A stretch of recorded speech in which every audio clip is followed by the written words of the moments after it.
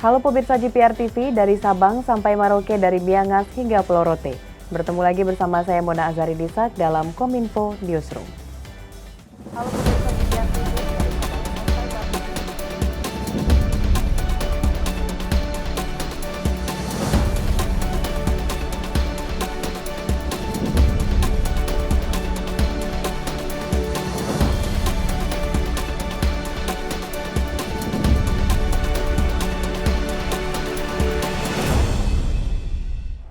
Pemirsa, kita ke informasi pertama. Menteri Koordinator Bidang Perekonomian Airlangga Hartarto mengungkapkan vaksin booster jadi syarat perjalanan termasuk syarat berbagai kegiatan.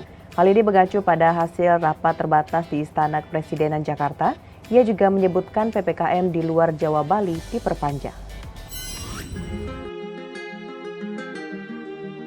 Pemerintah melalui juru bicara Satgas Penanganan COVID-19, Wiku Adhisa Smito, berencana menjadikan vaksin dosis ketiga atau vaksin booster sebagai syarat masuk fasilitas publik.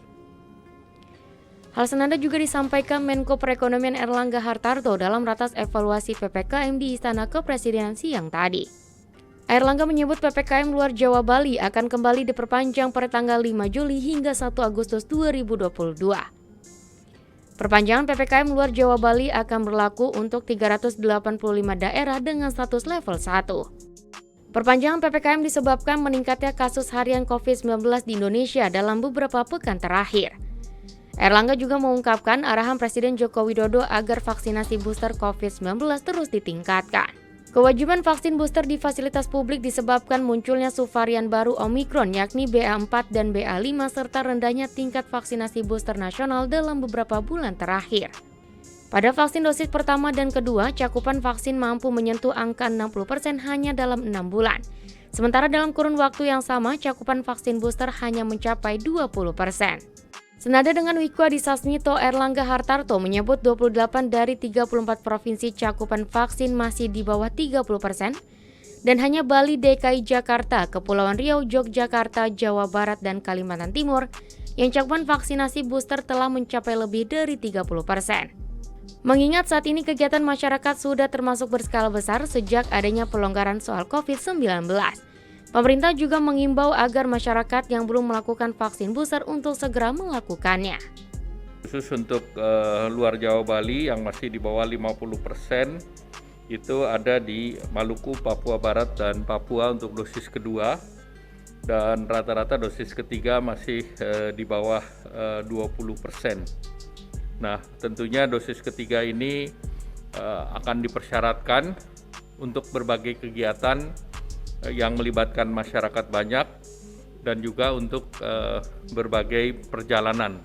Jadi tadi arahan Bapak Presiden untuk di airport disiapkan untuk vaksinasi dosis ketiga.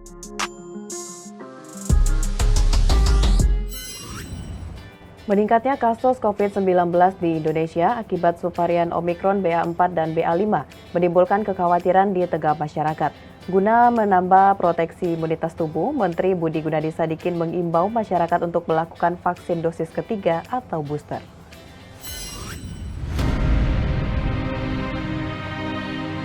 Meningkatnya kasus COVID-19 di Indonesia akibat subvarian Omikron BA4 dan BA5 menimbulkan kekhawatiran di tengah masyarakat. Menteri Kesehatan Budi Gunadi Sadikin mengungkapkan penyebab terjadinya kenaikan kasus COVID-19 yang terjadi hampir di seluruh negara di dunia. Namun, Indonesia relatif jauh lebih baik dengan populasi yang sangat banyak menghadapi gelombang BA4, BA5 ini.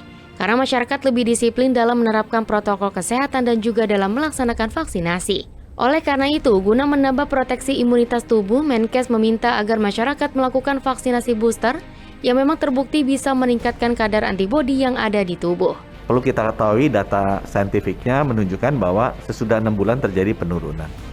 Jadi jauh lebih baik, jauh lebih siap, jauh lebih waspada kalau kita juga segera melakukan vaksinasi booster, apalagi kalau sudah 6 bulan sejak dosis kedua diberikan. Itu akan memberikan perlindungan dan hati-hati itu tidak ada buruknya, ya hati-hati tidak ada buruknya. Dan disuntik itu kan apa sih itu kan? Saya rasa kalau saya sih mendingan disuntik daripada dicolok PCR gitu, karena hidungnya kan nggak enak sekali gitu. Dan suntik ini kan sekali buat 6 bulan sekali. Saya rasa kita lakukan ini untuk kehati-hatian akan sangat jauh bermanfaat.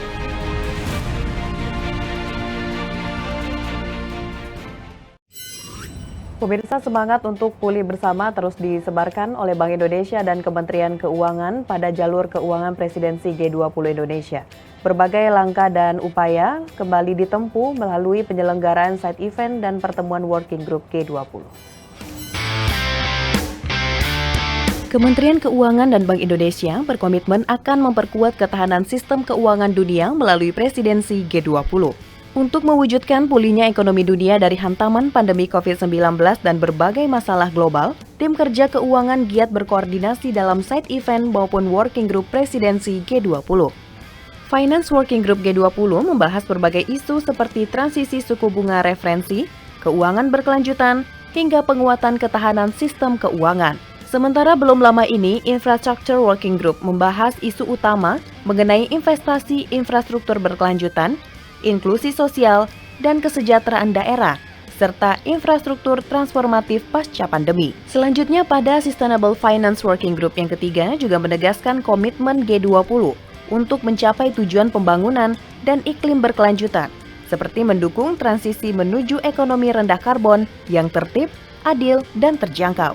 Set event presidensi G20 yang diselenggarakan oleh Bank Indonesia, OJK, Kementerian Keuangan, dan Indonesian Forest Action Market Commit, yakni Seminar International Best Practices and Lesson Learned on Labor Transition in Developing a Robust and Credible Reference Rate, menekankan bahwa pasar keuangan yang kredibel penting untuk memastikan jalannya fungsi pasar dan stabilitas keuangan.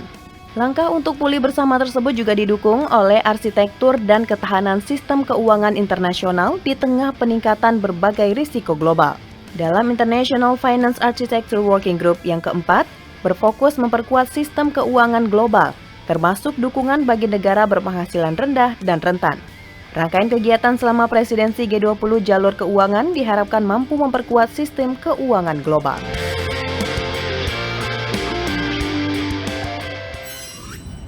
Sementara itu, pemirsa, inflasi tahunan terpantau 4,35% year on year, meski terlampau batas atas target yang ditetapkan oleh Bank Indonesia, yaitu sebesar 4%. Gubernur Bank Indonesia Peri Warjio menegaskan tetap masih ada ruang bagi BI untuk tidak terburu-buru meningkatkan suku bunga. Gubernur Bank Indonesia Peri Warjio dalam rapat kerja bersama Badan Anggaran DPR RI kembali menegaskan tak akan terburu-buru menaikkan suku bunga acuan karena kondisi inflasi inti yang masih rendah saat ini. Inflasi inti Juni 2022 yakni 2,63% jika dibandingkan dengan periode yang sama tahun sebelumnya. Begitu pula inflasi harga yang diatur pemerintah yakni 5,3% year on year.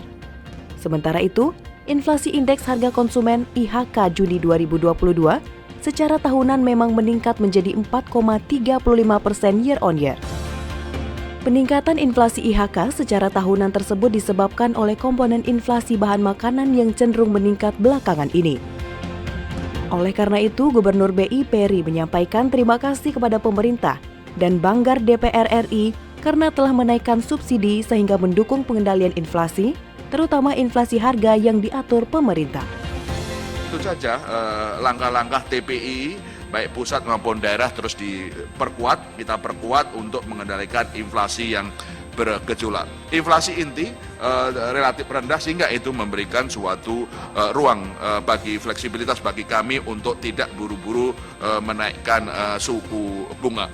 Oleh karena itu respon kebijakan kami dari slide berikutnya kami sebagaimana kami sampaikan di awal tahun untuk stabilitas untuk kebijakan moneter kami tetap arahkan untuk stabilitas dengan tetap menjaga pertumbuhan ekonomi. Oleh karena itu dari sisi kebijakan moneter fokus kami adalah menjaga stabilitas rupiah, nilai tukar rupiah agar inflasi juga terkendali dan stabilitas ekonomi kita terjaga, melakukan normalisasi mengenai likuiditas, sementara suku bunga kami tetap pertahankan sampai dengan ada tanda-tanda kenaikan inflasi yang fundamental yang khususnya berkaitan dengan inflasi inti.